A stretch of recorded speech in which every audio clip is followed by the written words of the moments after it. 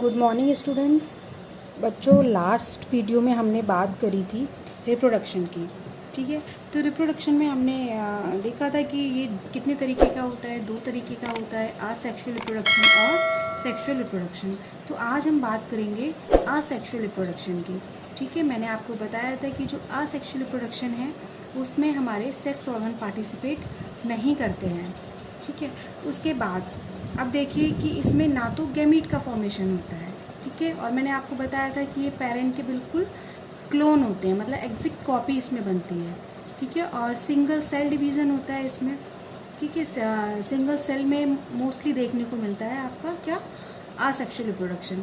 तो हम देखेंगे कि जो असेक्सुअल रिप्रोडक्शन है ये कितने तरीके का होता है। तो देख लीजिए असेक्सुअल रिप्रोडक्शन के टाइप्स। तो कौन कौन से टाइप का होता है। पहला होता है आपका फ्यूज़न। क्या होता है, फ्यूज़न। अगर हम फ्यूज़न की बात करें तो फ्यूज़न भी 2 तरीके का होता है। एक बाइनरी फ्यूज़न होता है और एक होता है आपका मल्टीपल फ्यूज़न। कौन सा होता है, मल्टीपल फ्यूज़न। ठीक है, सॉरी, मल्टीपल फ्यूज़न। उसके बाद सेकंड होता है हमारा फ्रेगमेंटेशन। थर्ड होता है हमारा बर्डिंग। फिर होता है हमारा नेक्स्ट रीजनरेशन।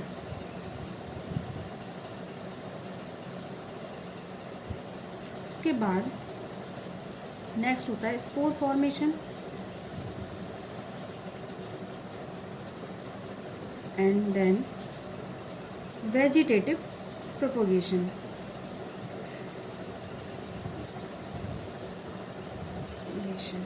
वेजिटेटिव प्रोपोगेशन अपने आप में एक क्या है, एसेक्सुअल रिप्रोडक्शन है, जो काफ़ी लॉन्ग प्रोसेस है। इसके बारे में हम आगे देखेंगे।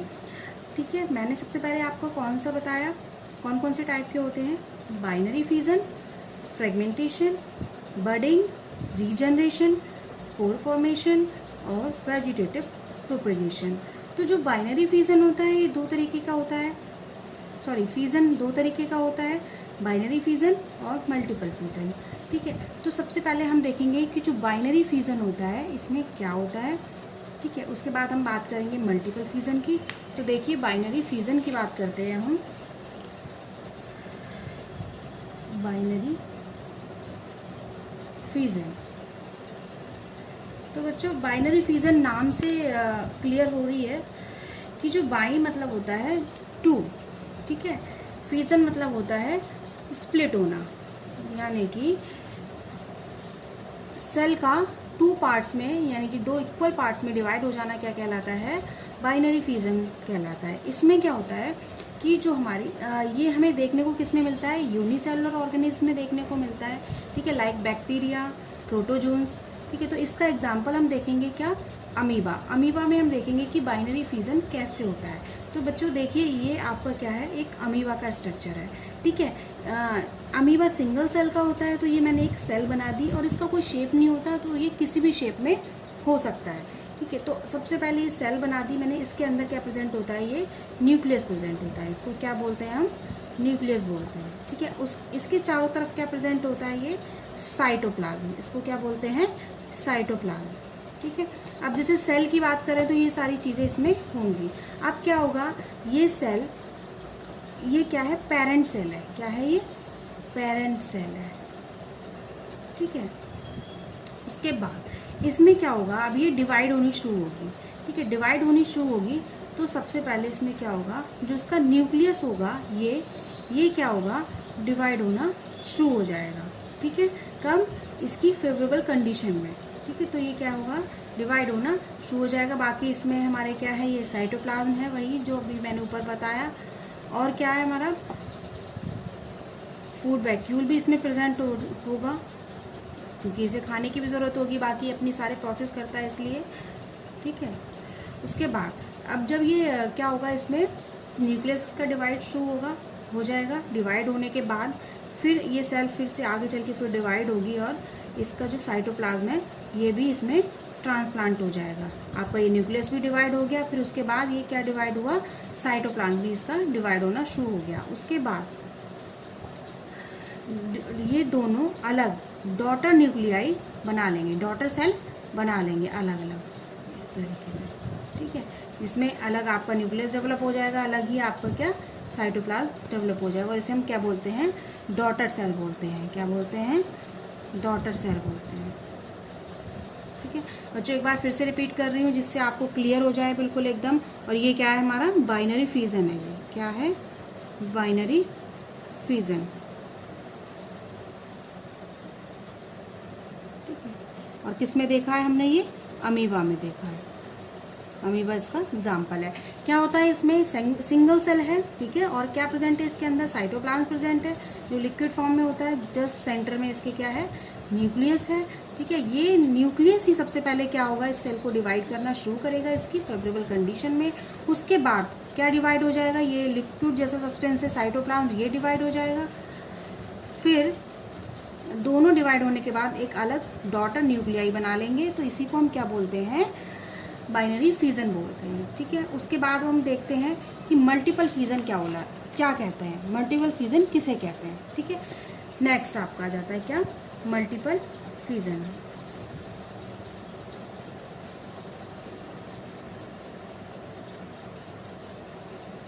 ठीक है, इसमें क्या होगा, मल्टीपल नाम से ही समझ में आ रहा है कि इसमें जो हमारे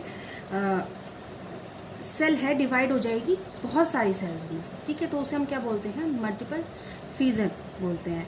इसमें जो पेरेंट सेल होगी वो क्या बहुत सारी न्यूमरस डॉटर सेल में डिवाइड हो जाएगी, और हम इसको किस में देखते हैं, पैरामीशियम में देखते हैं। इसका एग्जाम्पल क्या हो जाएगा, पैरामीशियम। ठीक है, पैरामीशियम में हमें क्या देखने को मिलता है, सॉरी पैरामीशियम नहीं, प्लाज्मोडियम। किसमें देखने को मिलती है, ये प्लाज्मोडियम में। ठीक है, तो देख लीजिए प्लाज्मोडियम भी अब हम बात करेंगे कैसा है, सिंगल सेल है, तो हम एक सेल का स्ट्रक्चर बना लेंगे इसमें। ये रही आपकी सेल। ठीक है, ये क्या रहा, इसमें न्यूक्लियस, और देन ये साइटोप्लाज्म। ये क्या है, न्यूक्लियस, ये क्या है, साइटोप्लाज्म, और ये क्या है, पूरी कंप्लीट एक क्या कहलाएगी, सेल कहलाएगी। ठीक है, अब क्या होगा इसमें, यही क्या होगी, डिवाइड हो जाएगी। ठीक है, डिवाइड होने के बाद बहुत सारी सेल में क्या हो जाएगी, ये डिवाइड हो जाएगी इस तरीके से। ठीक है, अब इसी में एक प्रोसेस आती है, एक टर्म्स आती है आपकी क्या, स्पोरुलेशन। स्पोरुलेशन, ठीक है, कि मतलब जो ये डिवाइडेशन होता है ना, वो एक स्पोरुलेशन प्रोसेस से होता है। ठीक है, तो स्पोरुलेशन क्या होता है वो समझ लीजिए। उसमें क्या होगा, ये जो सेल मैंने आपकी बताई आपको, ठीक है, किसकी, प्लाज्मोडियम की, इसके चारों तरफ क्या होगी, एक सिस्ट डेवलप हो जाएगी जो कम से कम 2 से 3 लेयर की होती है, जिसे हम क्या बोलते हैं, सिस्ट बोलते हैं। ये डेवलप हो जाएगी किसके, प्लाज्मोडियम के चारों तरफ। ठीक है, और इस सिस्ट का नाम ही क्या होता है, एनसिस्टेशन। क्या नाम होता है इसका, एनसिस्टेशन, एनसिस्टेशन। ठीक है बच्चों, ये डेवलप हो जाएगी किसके, इस प्लाज्मोडियम के चारों तरफ। ठीक है, कब, अनफेवरेबल कंडीशन में। जब फेवरेबल कंडीशन रिटर्न होगी, वापस होगी, तो क्या होगा, इसमें मल्टीपल फिजन होगा। मल्टीपल फिजन होगा तो ये जो सिस्ट है इसके चारों तरफ की, ये क्या हो जाएगी, बस्ट हो जाएगी। ठीक है, बस्ट हो जाएगी, तो इसकी जो इसमें ये सेल थी डिवाइड हो गई थी, और ये बस्ट होने के बाद अलग अलग सेपरेट हो जाएगी, और उसके बाद ये एक नया इंडिविजुअल्स बना लेगी। और इसी के, इस सिस्ट के बस्ट होके इन स्पोर्स के बाहर निकलने को ही हम क्या बोलते हैं, स्पोरुलेशन बोलते हैं। और इसी, ये किसका टाइप है, किस में आएगा, ये मल्टीपल फिजन में, क्योंकि बहुत सारे स्पोर्स इसमें डेवलप हो रहे हैं। तो इसमें क्या हो रहा है, एक तरीके से मल्टीपल फिजन हो रहा है, यानी कि जो सेल थी वो डिवाइड हो रही थी, टूट रही थी। फिजन मतलब टूटना। ठीक है, तो उसमें क्या हो रहा था कि जो सेल थी वो बहुत सारी सेल्स में टूट रही थी।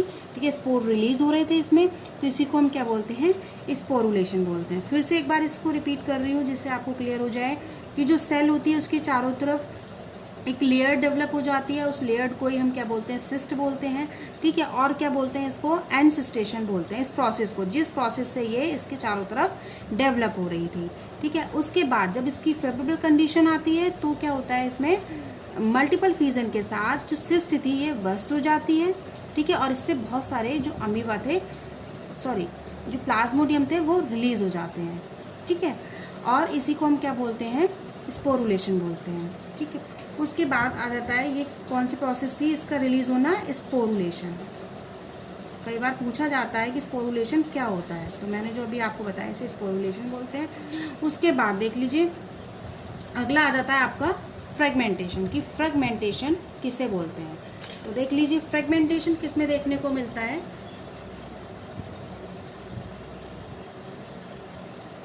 फ्रेगमेंटेशन आपका देखने को मिलता है स्पाइरोगायरा में। ये किसका एग्जाम्पल है, स्पाइरोगायरा, ठीक है, स्पाइरोगायरा। इसमें क्या होता है कि ये भी कैसा होता है, इसकी जो बॉडी होती है कैसी होती है, बहुत सारे उसमें सेगमेंट्स बने होते हैं, ठीक है, इस तरीके से। और आपको पता ही है कि सेल है तो क्या होगा, न्यूक्लियस भी प्रेजेंट होगा, है ना, क्लोरोप्लास्ट भी प्रेजेंट होगा।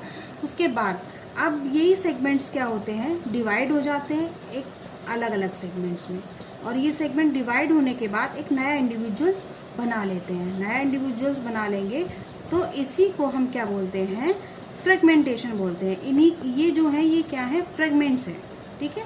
फ्रेगमेंट्स भी बोल सकते हैं या इनको अलग अलग पार्ट्स भी बोल सकते हैं इनके, ठीक है। ये ब्रेक होके क्या बना लेते हैं, एक नया इंडिविजुअल्स तैयार कर लेते हैं।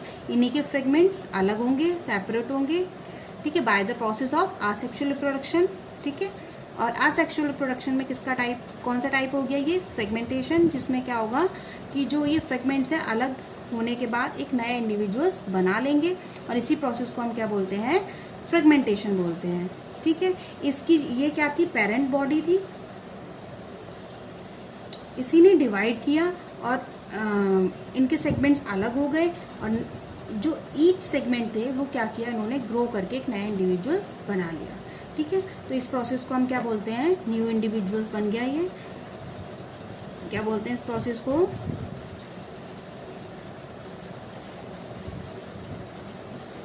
फ्रेगमेंटेशन, ठीक है बच्चों। अब आ जाती है नेक्स्ट आपकी बडिंग।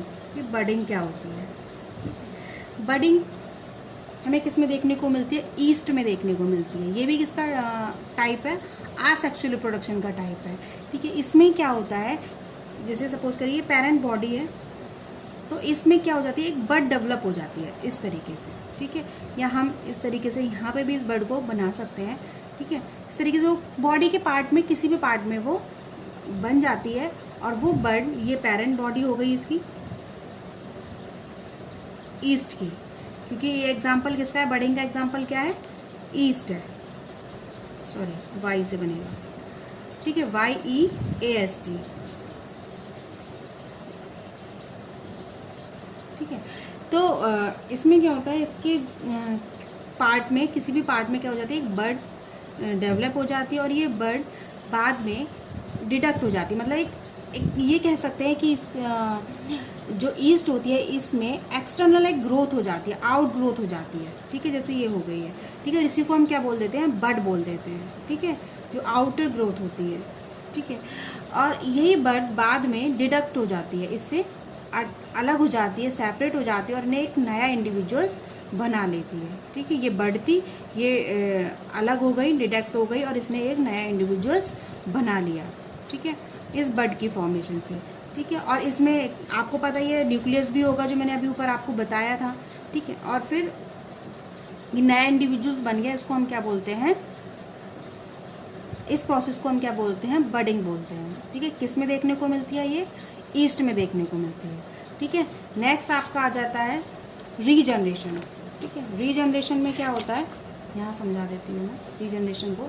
रीजनरेशन में क्या होता है, रीजनरेशन नाम से समझ में आ रहा होगा बच्चे, रीजनरेशन, रीजनरेशन में क्या होता है, री मतलब दोबारा से, अगेन भी हम बोल सकते हैं, जनरेट मतलब जनरेट हो जाना, यानी कि बॉडी का पार्ट जब दोबारा से जनरेट हो जाता है और एक नया इंडिविजुअल्स बना लेता है तो उसको हम क्या बोलते हैं, रीजनरेशन बोलते हैं। और ये किस में देखने को मिलता है, प्लेनेरिया में देखने को मिलता है। किस में मिलता है, प्लेनेरिया में, ठीक है। इसमें क्या होगा, वही प्लेनेरिया, आपने देखा होगा प्लेनेरिया का स्ट्रक्चर, कि जो प्लेनेरिया होता है वो डिवाइड हो जाता है, इस तरीके से होता है उसका स्ट्रक्चर, इस तरीके से। तो ये डिवाइड हो जाता है, नया इंडिविजुअल्स बना लेता है। इसका कोई भी पार्ट्स अगर मतलब नष्ट हो जाए या खराब हो जाए तो ये दोबारा से इस पार्ट्स को बना ले, तो इस प्रोसेस को हम क्या बोलते हैं, रीजनरेशन, ठीक है, इस तरीके से। ठीक है, आज के लिए यहीं तक। बाकी जो और आपके एसेक्सुअल रिप्रोडक्शन के पार्ट हैं मैं उनको आगे डिस्कस करूँगी, ठीक है। तब तक के लिए इतना ही। Thank you and have a nice day. अगर आपको कोई टॉपिक समझना है, आपको किसी टॉपिक में कोई प्रॉब्लम होती है 11th एंड 12th के, तो आप मुझे बता सकते हैं कमेंट करके, मैं आपको उन टॉपिक्स पे वीडियो बनाकर शेयर कर दूँगी, ठीक है। Thank you, bye bye, take care.